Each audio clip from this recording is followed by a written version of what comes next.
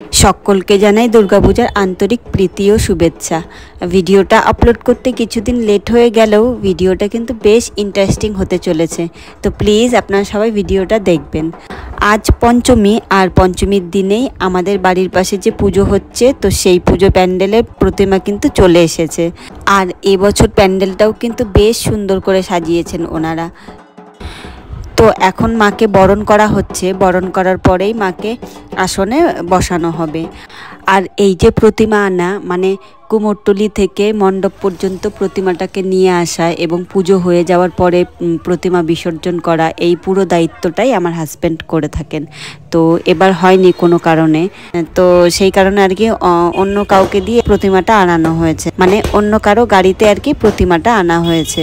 তো সে যাই হোক, তারপর আমরা সেই দিন একটু ঘুরতে বেরিয়েছিলাম, মানে পঞ্চমীর দিনে আমি, আমার শাশুড়ি মা আর আমার মেয়ে, এই তিনজনে স্কুটি করে বেরিয়েছিলাম। আর সবার প্রথমেই আমরা চলে গেছিলাম ফুলেশ্বরীতে যে তরুণ তীর্থ ক্লাব আছে সেখানে। তো সেখানকার প্যান্ডেল তৈরি হচ্ছিল আর কি, এখনো কমপ্লিট হয়নি।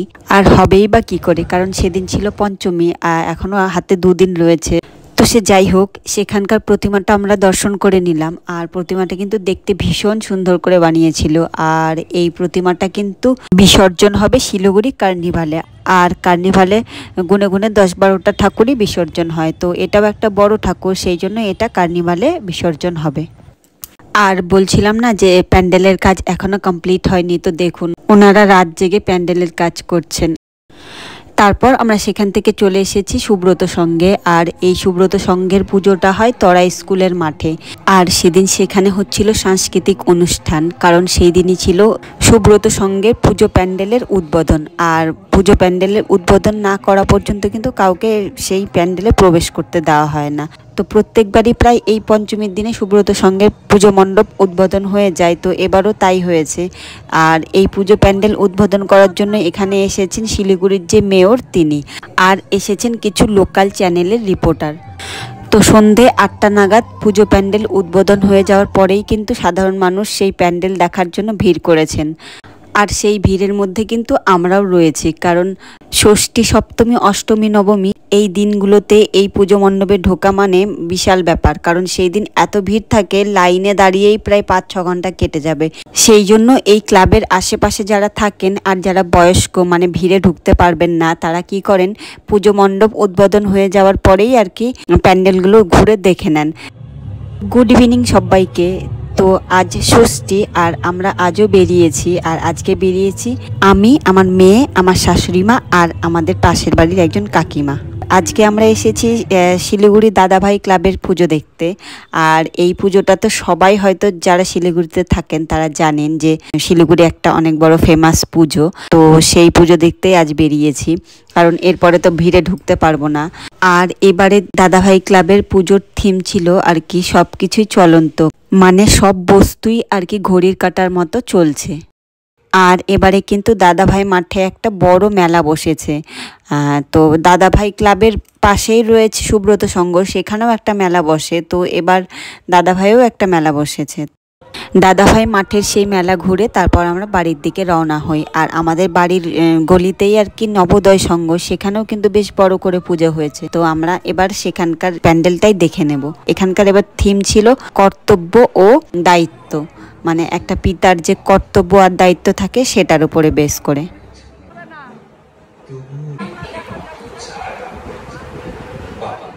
সকলকে জানাই শুভ সপ্তমী, কারণ আজ হলো সপ্তমী। আর আজকেও আমরা একটু বেরিয়েছি।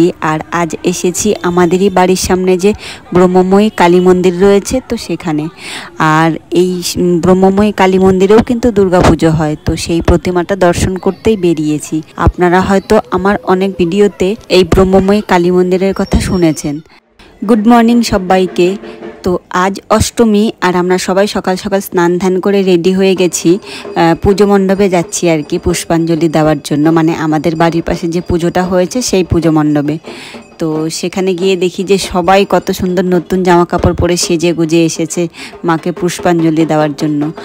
আর পুষ্পাঞ্জলি দেওয়ার পরেই কিন্তু শুরু হয়ে যাবে সন্ধি পুজো। আর এই সন্ধি পুজোটা হলো অষ্টমীর দিন। অষ্টমী পুজো শেষ হওয়ার পরে সন্ধি পুজোর একটা সময় থাকে, তো সেই সময়ে মা দুর্গাকে 108টা পদ্মফুল অর্পণ করা হয় এবং 108টা প্রদীপ জ্বালাতে হয়। আর এই প্রদীপগুলো কিন্তু সবাই জ্বালাতে পারে। তো আমিও মা দুর্গার নাম নিয়ে 2টো প্রদীপ জ্বেলে দিলাম। তো এখন প্রায় দুপুর 2টো মতো বাজে, সন্ধি পুজো কমপ্লিট, মানে সব পুজোই হয়ে গেছে আর কি। তো আমার মেয়েকে দেখুন কি সুন্দর প্রণাম করছে। তো আজকে অষ্টমী পুজোর উপলক্ষে যাদের বাড়িতে পুজো তাদের বাড়িতে আর কি মধ্যাহ্ন ভোজের নেমন্তন্ন রয়েছে। আশেপাশে যারা রয়েছে সকলকেই নেমন্তন্ন করেছে। তো এখানে আমরা খেতে বসে গেছি। আর খাবারের মেনুতে ছিল ফ্রাইড রাইস, পনিরের একটা সবজি, তারপরে হচ্ছে কুমড়োর বড়া, চানার ডাল, আর শেষ পাতে চাটনি ও মিষ্টি। তো খাওয়া দাওয়া কমপ্লিট হওয়ার পর আমরা সকলে বাইরে প্যান্ডেলে বসে গল্পগুজব করছিলাম আর কি। গুড ইভিনিং সবাইকে। তো এখন সন্ধে 7টা সাড়ে 7টা বাজে। তো আমরা সবাই আর কি পুজো প্যান্ডেলে বসে সেখানে আরতি হচ্ছিল সেটাই দেখছিলাম আর কি। আর আমার মেয়েকে দেখুন সে কাসর বাজাতে ব্যস্ত। সকলকে জানাই মহানবমীর আন্তরিক প্রীতি ও শুভেচ্ছা। কারণ আজ নবমী আর আজ আমরা গেছিলাম আমার বাপের বাড়িতে। তো সেখান থেকেই আমার বোনরা সবাই মিলে আর কি ঠাকুর দেখতে বেরিয়েছিলাম। আর এই যে পুজো প্যান্ডেলটা দেখছেন এটা হলো জনশ্রী ক্লাবের পুজো। তো এই পুজোটাই নাকি এবার শিলিগুড়িতে প্রথম স্থান অধিকার করেছে। তো এই পুজোটা উপস্থাপিত হয় শিলিগুড়ি ঘোগমালি মাঠে। তাহলে চলুন পুজো প্যান্ডেলের ভেতরে প্রবেশ করা যাক। আর এই যে পুজো প্যান্ডেলটা এটা বানানো হয়েছে দীঘার যে নতুন জগন্নাথ মন্দির হয়েছে তো সেই মন্দিরের আদলে। আর এই ভিডিও ক্লিপটা দেখে আপনারা যদি ভাবছেন যে যদি এটা শিলিগুড়িতে প্রথম হয়ে থাকে তো ভিড় নেই কেন, এত ফাঁকা ফাঁকা কেন, তো এই ক্লিপটা নেওয়া হয়েছিল তৃতীয়ার দিন। তো সে যাই হোক, তারপর আমরা সবাই মিলে বসে গেছিলাম একটা চাউমিনের দোকানে, চাউমিন আর হচ্ছে এগরোল খাওয়ার জন্য। তবে আমার ভাগ্নি বায়না করছিল যে বাদাম ভাজা খাবে, তো সবাই মিলে সেখানে বসে বাদাম ভাজাই খাওয়া হচ্ছিল। আর পেছন দিকে দেখুন প্যান্ডেলে ঢোকার ভিড়।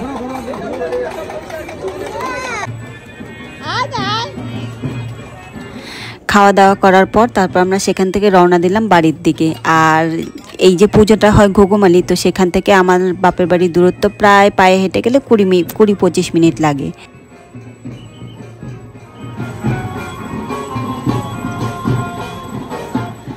সকলকে জানাই শুভ বিজয়া।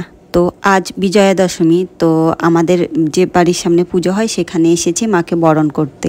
তবে আজ বিজয়া দশমী হলেও এই প্রতিমা বিসর্জন হবে আগামীকালকে। সেই জন্য কোনো তাড়াহুড়ো নেই, সবাই আস্তে ধীরেই মাকে আর কি বরণ করে নিচ্ছে।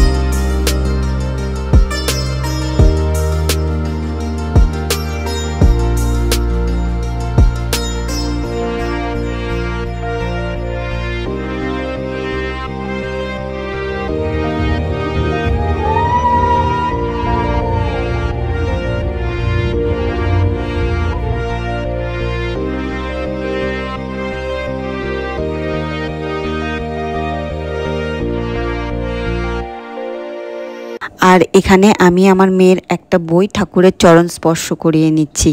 আর এই কাজটা কিন্তু আমরা ছোটবেলার থেকে করতাম। তো আপনাদের মধ্যে কে কে করতেন অবশ্যই কমেন্ট করে জানাবেন। আর মায়ের বরণ শেষে হয় সিঁদুর খেলা, তো সেই পর্বই এখন চলছে।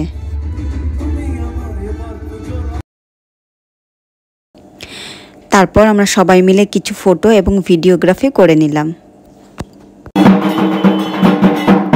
তো তো আজ বিজয়া দশমীর পরের দিন আর আজই এই প্যান্ডেলের প্রতিমা বিসর্জন দেওয়ার প্রস্তুতি চলছে। তো এখানে যাদের বাড়িতে পুজো হচ্ছে আর কি, সেই বাড়ির দাদা আর দিদি মানে প্রতিমাকে বরণ করে নিচ্ছে, আর প্রতিমাকে কিছু গয়না পরানো হয়েছিল সেগুলোও খুলে নিচ্ছে। আর এখানে কিন্তু চলে এসেছে ডিজে। এবার কিন্তু প্রতিমা বিসর্জনের জন্য ডিজে ভাড়া করেছে, তো ডিজে নিয়েই যাওয়া হবে, সঙ্গে ঢাকও থাকবে।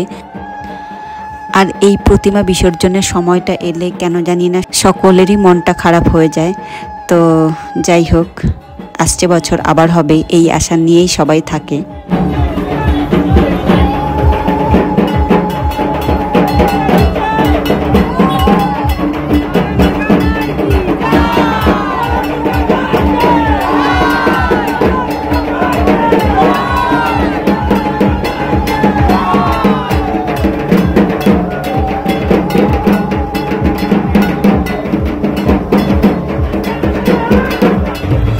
তো এবার প্রতিমা বিসর্জনের জন্য সব মেয়েরাই লাল রঙের ড্রেস পরেছে আর ছেলেরা পরেছে সাদা রঙের। এখানে সবাই আমাকে টাটা করছে, কারণ প্রত্যেকবার আমরাও যাই মানে এই বিসর্জনে, তো এবার আর যাওয়া হয়নি, তো সেই জন্য আমাকে আর কি টাটা করছে।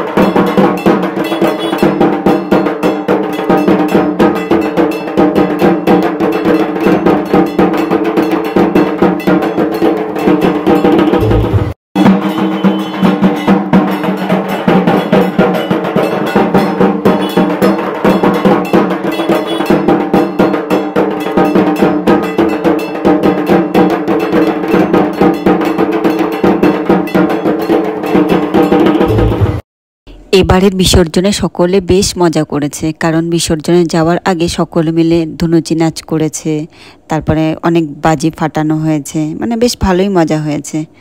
তো দেখুন সবাইকে দেখুন কি সুন্দর নাচছে। আর ইনি হলেন উত্তম দা, আর ইনি হলেন উত্তমদার ওয়াইফ অ্যান্ড উত্তমদার মা।